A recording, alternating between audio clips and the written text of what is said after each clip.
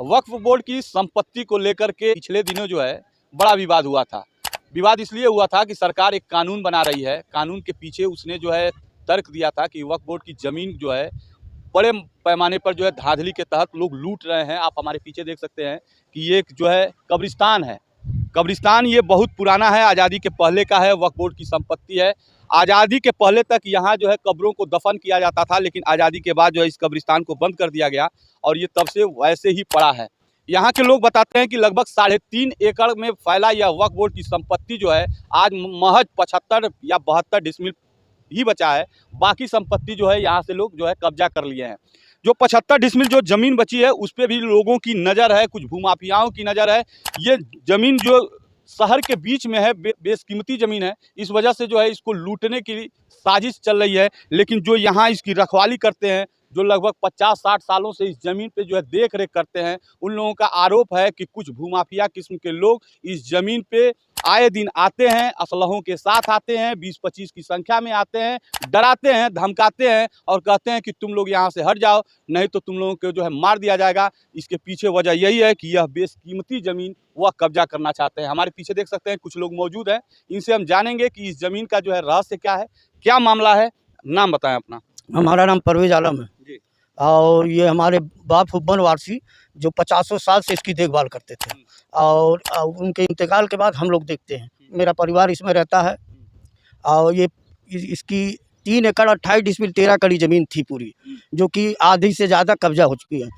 कुछ ज़मीन का भाग बचा हुआ है जो जिसपे नूरुल हक सलेंडर सिंह, जो नूरुल हक अपने आप को मतवल्ली कहता है, और आए दिन वो किसी न किसी तहसील से आदमी ले आता है, भूमाफियाओं को ले आके आता है, कहता है इसको खाली करके हट जाओ, और नहीं तो मैं क्या बोलता है ये इमामबाड़ा मतवल्ली हूँ, इमामबाड़ा को कहते हैं हटा लो और नहीं तो जान से मार दिए जाओगे। ये के लोग हैं, ये सिकरीगंज बारी गांव के हैं, नूरुल हक सलेंडर सिंह हैं, और इसमें अन्य इनके साथ 20 लोग की संख्या में लोग आते हैं। तरह तरह के हटकंडे अपनाते हैं, कभी फर्जी मुकदमा लगवा देते हैं, कभी कहते हैं कि ऐसा करा देंगे पूरे घर भर के लोग सड़ जाओगे जेल में।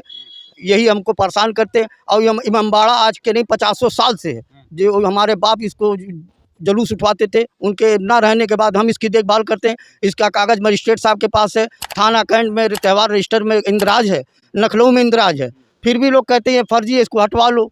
अच्छा, जो अपने आप को मुल्तवी कहते हैं, हाँ, मुल्तवी कैसे चुने जाते हैं? मुल्तवी देखिए, वक्फ बोर्ड एक ऐसा महकमा है, वहाँ कोई भी किसी भी टाइम वहाँ चेक करने नहीं आते हैं। इन्हें इसकी देखभाल मतवल्ली हुए तो कैसे हुए, क्योंकि जब ये मतवल्ली हुए तो इनको हमने चैलेंज किया, वक्फ बोर्ड में चेयरमैन साहब ने मुहर लगा दिया, इनकी कमेटी पर रोक लगा दी, और फिर उसके बाद जो फिर भी ये नहीं माने तो हम जो है वक्फ ट्रिब्यूनल में गए, वहाँ मुकदमा किए, फिर सिविल जज गोरखपुर में किए।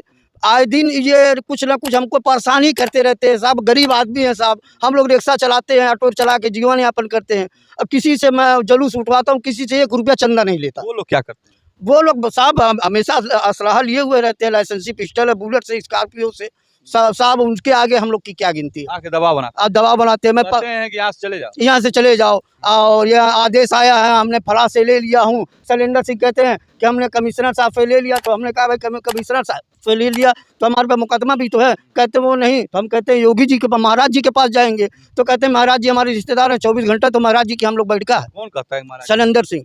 सलेंदर सिंह महाराज जी के रिश्तेदार? हाँ, ये बार बार दर्शाते हैं। पूछते नहीं कि क्या रिश्ता है महाराज? अब ये नहीं बताते, और नहीं तो बद्दी गाली देते हैं। लोग आते हैं, इतना धमकी देते हैं, कोई कहता है बुलडोजर लेके आओ, कोई कहता है कि अभी तुरंत सबको जेल भेजो। मैं फोर्स एक दिन वो लोग आए, इसमें आके नापजोप कर रहे थे, हम लोग केवल जांचने के लिए, हम भी लोग रखवा रहे हैं, तो हम लोग पूछेंगे कल को हमसे भी कोई पूछेगा ना कि तुम लोग यहाँ रह के क्या करते हो। जैसे गए अंदर पूछने के लिए कि क्या नापैया करा रहा, बहन माँ की गाली देने लगे, बोले रुको अभी फोर्स बुला रहे हैं। सलेंडर सिंह वो हमेशा आते हैं, हाँ, कभी हमेशा आके वीडियो बनाएंगे, कभी हम लोग को खड़ा करके वीडियो बनाएंगे कि साले तुम लोग को जेल भेज देंगे, ये मुकदमा लगवा देंगे, साले जिंदगी भर सड़ जाओगे, हमेशा धमकी देते हैं।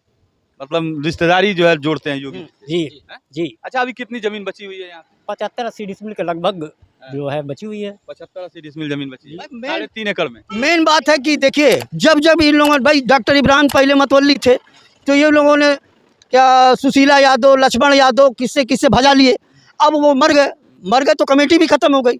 जब कमेटी खत्म हो गई तो ये सोच रहे हैं कि हम भी बजा लेंगे।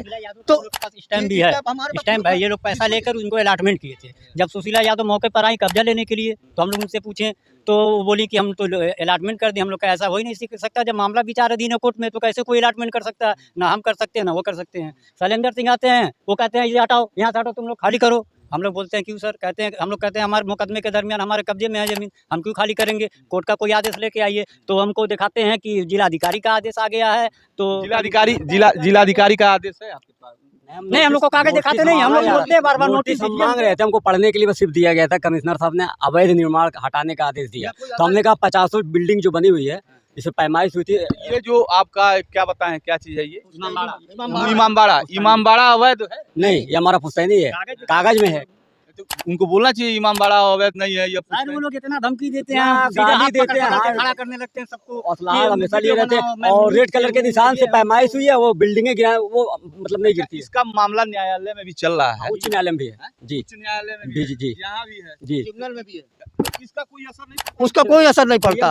पुलिस क्या कहती है? पुलिस के पास जाकर पुलिस के पास अब गए थे, कहे ये न्यायालय का मामला है, इसमें हम कोई हस्तक्षेप नहीं कर सकते। पुलिस जो है रोकेगी ना, कोई कब्जा करेगा तो पुलिस नहीं रोकेगी। तो ये कैंट साहब हमको पूरा आश्वासन दिए कि यहाँ जब कोई भी आता है तो हमको बुलाइए। हाँ, उसको ये बहुत कैंट के लोग बहुत अच्छे हैं। कब की बात है? ये अभी हम कल ही उनके पास उनके चौकी के पास गए थे। वो कहें कि ऐसा है अगर आपको कोई भी दिक्कत होती है तो हमको तुरंत सूचना दीजिए। एक चीज बताइए, ये वक्फ बोर्ड की संपत्ति को लेकर के सरकार एक कानून बना रही है। बहुत अच्छा कानून है, बहुत अच्छा कानून है। कम से कम भूमाफियों का दबदबा तो खत्म होगा। अच्छा, ये सरकार के हक में चली जाएगी, हम लोग भी छोड़ देंगे, सरकार ले ले तो बेहतर है। अच्छा, आपको क्या लगता है वक्फ बोर्ड के आड़ में जमीन के पीछे जो है खेल हो रहा है, लूटी जा रही है संपत्ति? बंदरबाट हो रहा, वक्फ के नाम पे केवल बंदरबाट होता है। हाँ, और कुछ नहीं, केवल बंदरबाट। अंतिम से क्या चाह रहे हैं आप लोग? हम लोग केवल ये बताना चाह रहे हैं कि ऐसा कोई संविधान तो है नहीं कि हमारा मामला विचाराधीन हो, उसके बाद आप बुलडोजर ला के हमको हमारा घर गिरवा दीजिए या कोई इमामबाड़ा तोड़ दीजिए या हमको भगा दीजिए। हम ये कहना चाहते हैं कि अगर आपका हमारा जो है बबलू जी, क्या कर रहे हैं? हम ये कहना चाह रहे हैं कि ये लोग कब्रों को भी जाते हैं, कैसे इसको हम तोड़ के बिल्डिंगें बनाएंगे जी। कब्रों के ऊपर जो है बिल्डिंग बनाना चाह रहे हैं ये लोग। जो है कल गोरखपुर प्रेस क्लब पहुंचे थे, एक प्रेस वार्ता भी किए थे इसी विषय को लेकर के। एक बार फिर से दिखाइए, ये जो कब्रिस्तान है, इस कब्रिस्तान को जो है लोग लूटना चाहते हैं। 75 डिसमिल मात्र बचा हुआ है 3.5 एकड़ में। इस पर भी जो है कुछ भूमाफियाओं की नज़र है। रीजन यह है कि ये ट्रांसपोर्ट नगर से ठीक सटा हुआ है और बहुत ही बेशकीमती ज़मीन है, इस वजह से भूमाफिया इसको जो है कब्जा लेना चाहते हैं। बाकी जो है पूरे प्रकरण पर आपकी क्या प्रतिक्रिया, कमेंट में जरूर बताइए। मिलते हैं अगले खबर के साथ, तब तक के लिए नमस्कार।